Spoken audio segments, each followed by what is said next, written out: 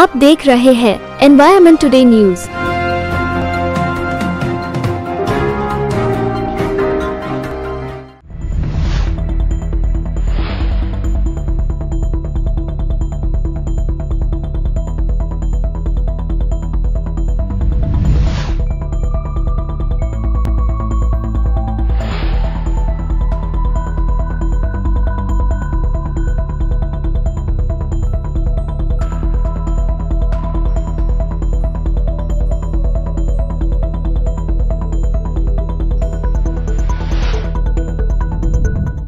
परिचय करून देतो।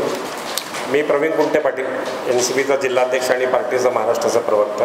हे माजी आमदार विजय घोडमारे साहेब, माजी आमदार प्रकाश गजबे साहेब, हे जाकीर शेख, हे आमचे तालुका अध्यक्ष वैभव दळवी, श्रीकांतजी आंबुलकर, हे तालुका अध्यक्ष आमचे मौदा तालुका अध्यक्ष, कामठी तालुका अध्यक्ष। ऑक्टोबरच्या आसपास कधी पण महाराष्ट्राच्या विधानसभाच्या निवडणुका होऊ शकतात। त्या दृष्टीने आमचा राष्ट्रवादी काँग्रेस पक्ष, विशेषतः नागपूर जिल्हा ग्रामीणच्या वतीनं पक्ष संघटनेची बांधणी आणि विधानसभेची तयारी या दोन अँगलवरती आमचं काम संघटनेचं गेल्या 2-3 महिन्यापासून सुरू आहे। मी 3 महिन्यापूर्वी जिल्ह्याचा अध्यक्ष झालो। आजपर्यंत आमचा पक्ष नागपूर जिल्ह्यामध्ये 2 विधानसभेमध्ये निवडणूक लढवायचा, एक काटोल विधानसभा मतदारसंघ आणि हिंगणा मतदारसंघ। आणि मध्यंतरीच्या काळात आमच्याच आघाडीच्या काही कार्यकर्त्यांनी म्हणा की नेत्यांनी म्हणा, एक विशेषतः हिंगणा मतदारसंघाच्या संदर्भामध्ये थोडा संभ्रम तयार झाला की कदाचित आम्ही मतदारसंघ सोडणार आहोत की काय। हे सर्वांच्या माहितीकरता आम्हाला सांगायचं आहे की कुठल्याही परिस्थितीमध्ये महाविकास आघाडीचा घटक म्हणून आमच्या ज्या 2 परंपरागत ज्या 2 विधानसभेच्या जागा आहेत, 1 नंबर काटोल आणि हिंगणा, ह्या दोन्ही जागा आम्ही कुठल्याही परिस्थितीत सोडणार नाहीत। काटोल मतदारसंघाकडे आमच्याकडे प्रबल दावेदार सगळ्यांना माहीतच आहे। हिंगणा मतदारसंघामध्ये सुद्धा आमच्याकडे उमेदवार चांगल्या पातळीचे, चांगल्या दणकट उमेदवार आहेत। त्यामुळे 2 मतदारसंघाचा काही विषयच नाही। पण गेल्या अनेक वर्षापासून आम्ही जिल्ह्याच्या उर्वरित भागामध्ये सुद्धा संघटनेचं काम आमचं चाललं आहे। यावेळेला आम्ही पक्षाच्या पार्टीच्या हायकमांडकडे एक मागणी केलेली आहे की 2 परंपरागत मतदारसंघाच्या अतिरिक्त एक ॲडिशनल मतदारसंघ आम्हाला लढण्याकरता द्यावा। त्याकरता आम्ही 3 विधानसभा मतदारसंघाचं ऑप्शन दिलं आहे। एक उमरेड विधानसभा, कामठी आणि रामटेक, या 3 विधानसभा संघापैकी कुठलीही एक जागा आमच्या पक्षाला द्यावी असं आमच्या जिल्ह्याच्या युनिटनी मागणी केली आहे। आणि पक्षश्रेष्ठींकडे तसा आम्ही अहवालसुद्धा सादर केला आहे। आणि तुमच्या सर्वांच्या माहितीकरता म्हणून सांगतो की आमचं पार्टी हायकमांडसुद्धा आमच्या विनंतीला मान देण्याकरता आग्रही असणार आहे। हा पहिला मुद्दा। दुसरा विषय, आता अलीकडेच राज्य सरकारने मुख्यमंत्री लाडकी बहीण योजना सुरू केली। 1500 रुपये काहीतरी देणार आहे। येणारी विधानसभेची निवडणूकमध्ये आपण पराभूत होणार आहोत। पराभूत होण्याच्या मानसिकतेमधून या योजनेचा जन्म झाला असं आम्हाला वाटतंय। कुठेतरी आमचा पराभव टळावा याकरता त्यांनी या योजना राबवून धूळफेक करण्याचा प्रयत्न केला आहे। पण कुठल्याही परिस्थितीमध्ये आता महाराष्ट्राची जनता यांच्या अशा कुठल्याही योजनेला आता बळी पडणार नसून ऑक्टोबरच्या नंतर महाराष्ट्रामध्ये महाविकास आघाडीचं सरकार येणं अगदी अटळ आहे। यांना खरंच जर गरिबांबद्दल आस्था असेल, महाराष्ट्राच्या शेतकऱ्यांबद्दल आस्था असलेल्या महायुतीच्या सरकारला आज संपूर्ण महाराष्ट्रात ग्रामीण भागातच आपण जर चित्र बघितलं तर बळीराजा अतिशय संकटामध्ये आहे। निसर्गाचा लहरीपणा आणि मागील 10 वर्षापासून जेव्हापासून नरेंद्र मोदी साहेबांच्या देशामध्ये सरकार आलं, सातत्यानं शेतीमालाचे भाव सातत्याने पडत आहेत। 12,000 रुपयाला जो आमचा कापूस विकला जात होता तो यावर्षी 6,000 साडेसहा गेला। मार्केटमध्ये आमचं सोयाबीन जे 7,000 पर्यंत जात होतो, यावेळेला 3,000 साडेतीन 4,000 आम्हाला सोयाबीन विकावं लागलं। शेतकऱ्यांना आत्महत्येशिवाय पर्याय नाही। जे कर्ज शेतकऱ्यांनी घेतलं त्याची परतफेड करण्याकरता शेतकरी सक्षम नाहीत। म्हणून आमची सरकारला मागणी आहे, तुम्हाला खरंच जर राज्याच्या जनतेचे हित असेल, राजकारणाच्या पलीकडे जाऊन जर तुम्हाला विचार करायचा असेल तर महाराष्ट्राच्या शेतकऱ्यांची सरसकट कर्जमाफी व्हावी आणि जे शेतीचं जे इलेक्ट्रिक बिल आहे ते बिलसुद्धा माफ करावं, अशा प्रकारची मागणी मी राष्ट्रवादी काँग्रेसचा प्रवक्ता आणि जिल्ह्याचा अध्यक्ष म्हणून शासनाकडे करत आहे. हा दुसरा विषय. तिसरा विषय अतिशय महत्त्वाचा संघटनेच्या पातळीवरचा विषय आहे की आजपर्यंत आम्ही संघटनेचं काम करत असताना आमचा नेहमीचा पॅटर्न असायचा की आम्ही जिल्हाध्यक्ष झालो की तालुका अध्यक्ष नेमायचा, मग जिल्ह्याची कार्यकारिणी नेमायची. मी जिल्हाध्यक्ष झाल्यानंतर एक नवीन अभिनव प्रयोग सगळ्या महाराष्ट्र म्हणजे विदर्भात एक नवीन प्रयोग जो सुरू केला की संघटना बांधत असताना एक संघटना वरून खाली बांधल्यापेक्षा संघटना खालून वरपर्यंत बांधत आणायची. त्यामुळे आम्ही सुरुवातीला आता आमचं सेंटर, आमचा केंद्रबिंदू आम्ही तालुक्याला मांडलं आणि तालुक्याच्या खाली पंचायत समिती, जिल्हा परिषद, म्हणून यावेळेला आम्ही जिल्हा परिषद आणि पंचायत समिती सर्कलपासून संघटनेची बांधणी करत आहोत. आणि तुमच्या माहितीकरता म्हणून सांगतो, अवघ्या 2 ते 2.5 महिन्याच्या कालावधीमध्ये आम्ही काटोल विधानसभा मतदारसंघातले सर्व जिल्हा परिषद सर्कल प्रमुख, सर्व पंचायत सर्कल प्रमुखांची आम्ही बांधणी केली. 15 ते 20 दिवसामध्ये हिंगणा मतदारसंघामध्ये सुद्धा संपूर्ण बांधणी पूर्ण केली जाईल. आणि हाच प्रयोग आम्ही संपूर्ण जिल्ह्यामध्ये सगळ्या मतदारसंघामध्ये, मग येणारी विधानसभा निवडणूकच नसेल तर समोरची जिल्हा परिषदची निवडणूक आहे त्याची सुद्धा तयारी आम्ही आता त्याची पण आम्ही तयारी सायमल्टेनियसली त्याची तयारी करायला सुरुवात केली आहे. मी जिल्ह्याचा अध्यक्ष झाल्यानंतर अजून जिल्ह्याची कार्यकारिणी बरखास्त न करता टप्प्याटप्प्याने त्या ज्या संघटनेच्या कार्यकर्त्यांनी आपल्याला पडत्या काळामध्ये पक्षाला साथ दिली त्याला अचानक अलगदपणे बाजूला करण्यापेक्षा जो कार्यकर्ता सक्षम असेल त्याला संधी कायम ठेवायची. आणि ज्या ठिकाणी असं वाटतं की संघटनेत पुनर्गठन करण्याची आवश्यकता आहे त्या ठिकाणी पुनर्गठन करण्याची प्रक्रिया टप्प्याटप्प्याने करण्याची सुरुवात आम्ही केली. त्यातलाच एक प्रयोग म्हणून आता आम्ही 3 तालुक्याचे अध्यक्ष काल आम्ही बदललेत. आम्ही मौदा तालुक्याला नवीन अध्यक्ष नेमला, उमरेड शहराला नवीन अध्यक्ष नेमला, कुही तालुक्याला अध्यक्ष नेमला. याच्या अधिक जर आपल्याला काही प्रश्न असेल तर आपण विचारू शकता.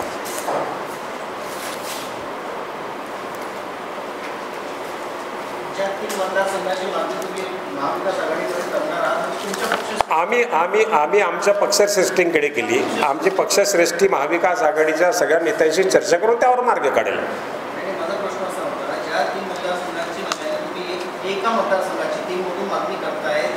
आम्ही 3ही मतदारसंघांची मागणी, पण 3ही मतदारसंघ तर मिळणार नाही आम्हाला. आम्ही ऑप्शन 3 पैकी आम्हाला कुठलाही मतदारसंघ दिला तरी चालेल. 3ही ठिकाणी आमच्याकडे प्रबळ उमेदवार आहेत आणि आमची तयारी आहे. आम्ही ऑप्शन दिला 3 मधला कुठला एक आम्हाला ॲडिशनल चालेल. रामटेक आणि हिंगणा तर आहेच आमच्या महाविकास आमच्याकडं, पण ॲडिशनल एक मतदारसंघात 3 पैकी काटोल आणि हिंगणा याच्या व्यतिरिक्त ॲडिशनल आम्हाला कुठला 3 पैकी एक पाहिजे. हो हो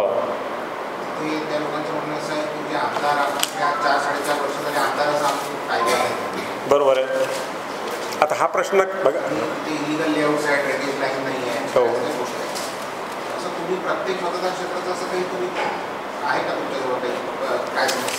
नाही बघा, प्रत्येक तालुक्यामध्ये मतदारसंघांनी या जनतेच्या समस्या असतात. त्या तालुक्याचे तालुका अध्यक्ष आणि त्या तालुक्याचा जिल्हा परिषद सर्कलचा प्रमुख त्यांच्याकडनं फीडबॅक घेण्याची आता यंत्रणा आम्ही सुरू केलेली आहे. आता मला जिल्ह्याचे अध्यक्ष होऊन फक्त मला असं वाटतं 3 महिनेच मला झाली आहेत. पूर्वी मी राज्याचा जनरल सेक्रेटरी होतो, विदर्भाचा इन्चार्ज समन्वयक म्हणून मी अनेक वर्ष काम केलं.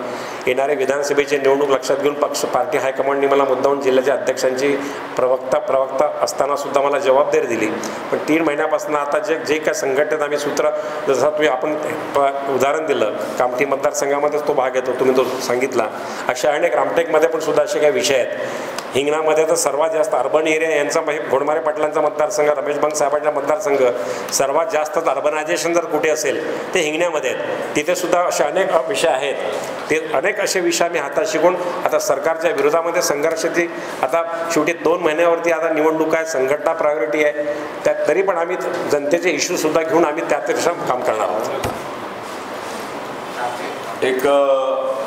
काल एक GR निघाला महाराष्ट्र शासनाचा, व्यावसायिक अभ्यासक्रम प्रवेश घेणाऱ्या आर्थिकदृष्ट्या दुर्बल घटक PWS, सामाजिक व शैक्षणिकदृष्ट्या मागासवर्ग SCBC तसेच इतर मागासवर्ग या प्रवर्गातील मुलींना शिक्षण शुल्क व परीक्षा शुल्काच्या 50% ऐवजी 100% लाभ मंजूर करण्याबाबत या ठिकाणी एका म्हणजे EWS आणि SCBC आणि OBC एवढ्याच प्रवर्गाकरता हा म्हणजे GR आहे.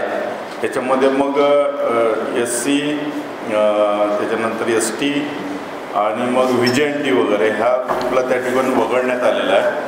तर हा GR बदलवण्यात यावा अशी मागणी मी या पत्रकार परिषदेच्या वतीने करतो. आणि 6/9/2023चा GR आहे. राज्यातील अभिमत विद्यापीठातील आरोग्य विज्ञानाच्या व्यावसायिक अभ्यासक्रमाच्या विद्यार्थ्यांकरता शासनाची प्रचलित शिष्यवृत्ती प्रतिपूर्ती योजना लागू करण्याबाबत. याच्यामध्ये ज्या सेल्फ फायनान्स युनिव्हर्सिटीज आहेत, सेल्फ फायनान्स कॉलेजेस आहेत, तर यामध्ये MBBS, BDS, BMS, BHMS, BSc nursing, TBSc nursing आणि BPTS. आता याचे जे शुल्क आहे ते 10 लाखाच्या वर आहे, कुठे 3 लाख आहे, कुठे 5 लाख रुपये. हे या ठिकाणी SC, ST आणि OBC करता हा GR नाही. तर त्या विद्यार्थ्यांवर त्या अन्याय होत आहे. तर हा अभिमत विद्यापीठाच्या बाबतीत सुद्धा निर्णय सरकारने बदलून सर्वांकरता हा निर्णय लागू करावा अशी मागणी त्या ठिकाणी मी करतो.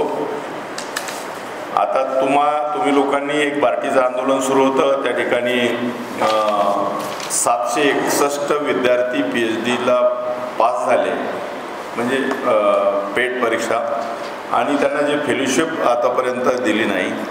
35,000 रुपये पर मंथ त्यांना त्या संशोधकाला, म्हणजे जे संशोधन करणारे विद्यार्थी आहेत त्यांना देण्यात येत होती, परंतु आता ते बंद करण्यात आली आहे.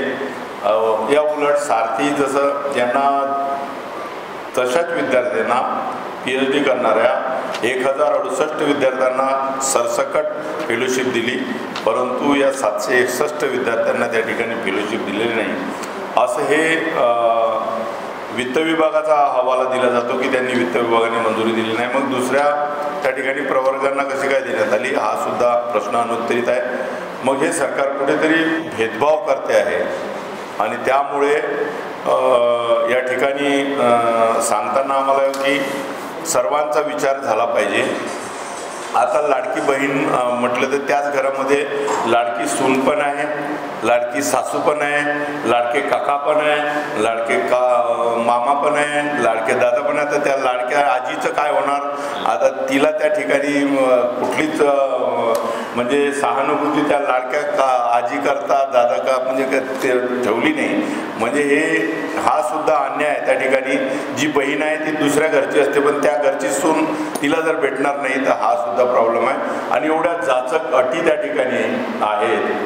तर आणि त्याची जर मर्यादा आपण बघितली की 2.5 लाख रुपये जर ज्यांचं इन्कम असलं वर्षाचं, तर त्याच्या पलीकडे जाऊन त्यांना ती म्हणजे कुठलीच त्या योजनेचा फायदा सर्वसाधारण महिलांना होणार नाही आहे. निवडणुकीच्या अगोदर हे देणारं चॉकलेट आहे, त्याच्याऐवजी त्या महिलेचं सिलेंडर मोफत केलं असतं, त्या महिलेच्या घरचं विजेचं बिल माफ केलं असतं पूर्ण टोटली, त्या महिलेच्या घरचं त्या भगिनीच्या घरचं जर समजा पाण्याचं बिल माफ केलं असतं किंवा त्या ठिकाणी बाकीच्या दिल्लीच्या सरकारच्या धर्तीवर घर टॅक्स माफ केलेला असता. आमची जी मागणी आमची होती की 500 स्क्वेअर फीट 1000 स्क्वेअर फीटपर्यंत घराचा टॅक्स माफ करा, त्या ठिकाणी काही युनिटपर्यंत पाण्याचं बिल माफ करा, काही युनिटपर्यंत MSEBीचं म्हणजे त्यांना बिजली फ्री द्या, ही मागणी असताना त्यांनी दुसरीच मागणी त्या ठिकाणी फक्त बहिणीचा विचार केला, सुनेचा किंवा त्या ठिकाणी आजीचा किंवा काकूचा मामीचा विचार केलेला नाही. बाकी 90% महिलांवर हा अन्याय आहे. तर हा अन्याय सरकार हे नेहमी असंच करत राहतं कुठेतरी. आणि लाडक्या भावांचं काय आहे त्याच्यामध्ये? आता अनेक पत्रकार आमचे लाडके भाऊ आहेत, त्यांना सुद्धा त्यामधून वगळण्यात आलेला आहे. तर हा विचार सरकारने त्याचा फेरविचार करावा.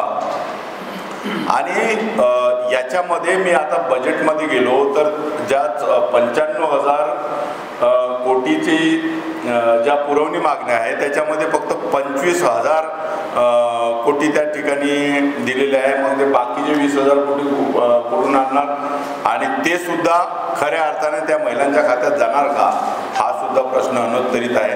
त्यावेळेसच त्या ठिकाणी 60,000 कोटीची म्हणजे मागणी पुरवणी मागणी मांडायला पाहिजे होती, ती मांडण्यात आलेली नाही. आता मागच्या वेळेसारखं म्हणजे जी सबसिडी आमच्या सरकारने 10,000 कोटी रुपयाची सबसिडी विजेच्या बिल माफ करून आणि मग कमी हे दिले होतं. तर आता विजेचे जर तुम्ही जर भाव बघितले, तुम्ही सुद्धा एक ग्राहक आहे विजेचे, तुम्ही त्याच्यात 30% 40% विजेचं बिल वाढलं. म्हणजे एकीकडे 1500 रुपये द्यायचे आणि त्यांच्याकडून 10-15 हजार रुपये घ्यायचे, 10,000 रुपये घ्यायचे बिलाचे. हा कुठला तरी अन्याय होतो आहे, याच्याकडे सरकारने लक्ष दिलं पाहिजे. निवडणुकीच्या काळात अशा अवास्तव त्या ठिकाणी घोषणा करून, फुगलेल्या घोषणा करून आणि असं चालणार नाही.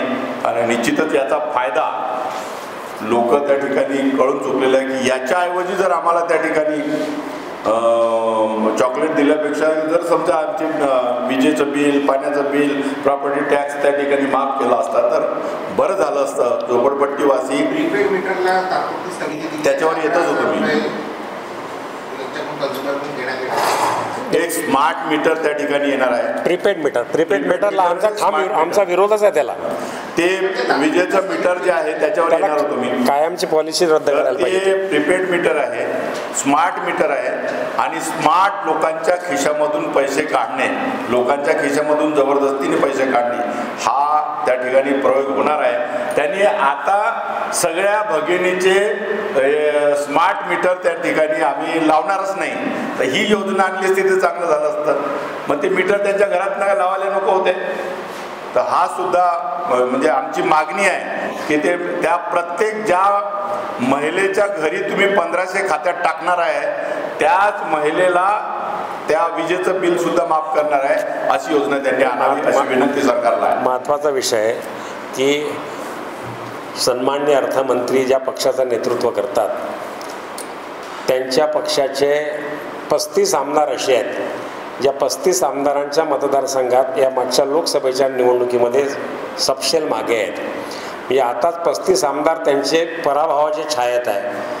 कदाचित याच्यातनं काही मार्ग निघतो का, कदाचित त्या वैफल्यग्रस्त पोटी यांनी कुठेतरी हा योजना आणि मध्यंतरी जयंत पाटलांचं भाषण ऐकलं असेल की त्यांनी सांगितलं की शिवराज सिंग चौहान ती योजना आणल्यानंतर पुन्हा ते मुख्यमंत्री झाले नाही तिथले मध्य प्रदेशमधले. कदाचित हाच पायंडा महाराष्ट्रात येईल. पण कुठेतरी वैफल्यग्रस्त झाले विद्यमान अर्थमंत्री आणि आजचं मरण उद्यावरती ढकलण्याचा हा प्रयोग याच्या पलीकडे काही नाही. ज्या पद्धतीने जाचकटी या योजनेमध्ये लागल्यात, महिलांच्या प्रचंड गर्दी आहेत. आता गोडमारे पाटलांनी सांगितलं कुटुंबातल्या 2 महिला भगिनींना याचा फायदा मिळणार आहे. त्याच्यामध्ये सुद्धा अशा काही उदाहरणं आहेत की एस टी महामंडळाच्या योजनेकरता वयाची अट होती 65, 55चे 65 केले. आता 65चे 55 कसे करता येईल याच्याकरता भानगडी चालल्या आहेत. एकंदरीत 2 महिन्यामध्ये ही योजना किती फेल्युअर आहेत याचा फायदा होण्यापेक्षा या महायुतीच्या सरकारला प्रचंड फटका बसणार याबद्दल आमच्या मनात कुठलीही शंका नाही. बघा, पक्षातल्या किती लोकांना पक्षामध्ये पुनर्प्रवेश द्यायचा सरसकट कोणालाही प्रवेश दिला जाणार नाही. हे आमच्या पक्षाचं अधिकृत धोरण आहे. आता यापैकी कोणाला प्रवेश द्यायचा आणि कोणाला प्रवेश द्यायचा नाही याचा संपूर्ण निर्णय आदरणीय पवारसाहेब, आदरणीय जयंत पाटील साहेब हेच याचा सर्व्हिसवर निर्णय घेणार आहेत. सरसकट कोणालाही प्रवेश देण्यात जाणार नाही हे आमच्या पक्षाचं अधिकृत धोरण आहे. आभारी आहे. थँक्यू.